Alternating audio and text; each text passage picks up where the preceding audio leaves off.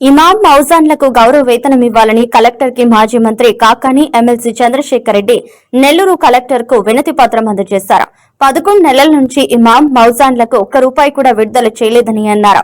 మైనార్టీల పక్షాన నిలబడి గౌరవ వేతనం ఇచ్చేదాకా పోరాటం చేస్తూనే ఉంటామని తెలిపారు.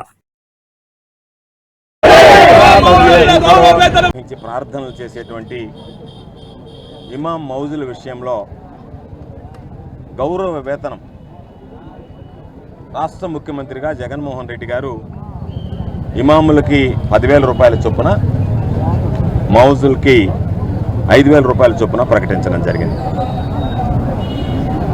అయితే ఎన్నికల్లో చంద్రబాబు నాయుడు గారు ఇమాములకి 15,000 ఇస్తాను, మౌజులకి 10,000 ఇస్తానని చెప్పి ప్రకటించి, దానితో పాటు మసీదు నిర్వహణకు సంబంధించి కూడా ప్రతి నెల 5,000 రూపాయలు ప్రతి మసీదుకు అందిస్తానని చెప్పి హామీ ఇవ్వడం జరిగింది. అధికారంలోకి వచ్చిన తర్వాత ఈరోజు చంద్రబాబు నాయుడు ఏరు దాటిన తర్వాత తెప్ప తగలేసినట్టుగా అన్ని వర్గాలను మోసం చేయడంతో పాటు నిద్రలేస్తే పవిత్రంగా ప్రార్థనలు చేసేటువంటి ఇమాం మౌజులకు కూడా అన్యాయం చేయడం అనేటువంటిది దౌర్భాగ్యం అనేటువంటి విషయం.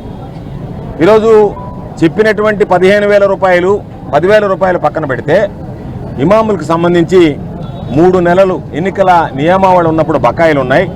ఆ తర్వాత జనవరి నుంచి 8 నెలలు, అంటే దాదాపుగా 11 నెలలు వాళ్ళకి రావాల్సినటువంటి గౌరవ వేతనం అనేటువంటిది చెల్లించకుండా ఏదైతే 5,000 రూపాయలు ప్రతి నెల మరమ్మతులు నిర్వహణకు సంబంధించి నేను మసీదులకు అందిస్తానన్నది ఇవ్వనందువల్ల ఈరోజు పాపం ఇక్కడికి వచ్చినటువంటి ఇమాం మౌజ్ సోదరులు చెప్పేటువంటి మాట ఏమిటంటే, గతంలో కొంతమంది ఏబెట్టేంత వరకు మా నాయకుడు జగన్మోహన్ రెడ్డి గారి ఆధ్వర్యంలో వైఎస్ఆర్ కాంగ్రెస్ పార్టీ పోరాటం చేస్తుందని చెప్పి సందర్భంగా తెలియజేస్తూ, పక్షాన వైఎస్ఆర్సీపీ ఎప్పుడు కూడా నిలబడుతుంది.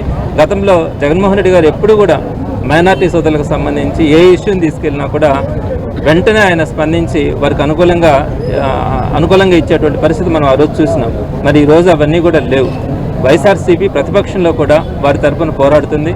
ఏదైతే వాళ్ళకి చెప్పినటువంటి హామీలు కానీ వాళ్ళకి నెరవేర్చకుండా ఉండేటువంటి ఏ సమస్యనైనా కూడా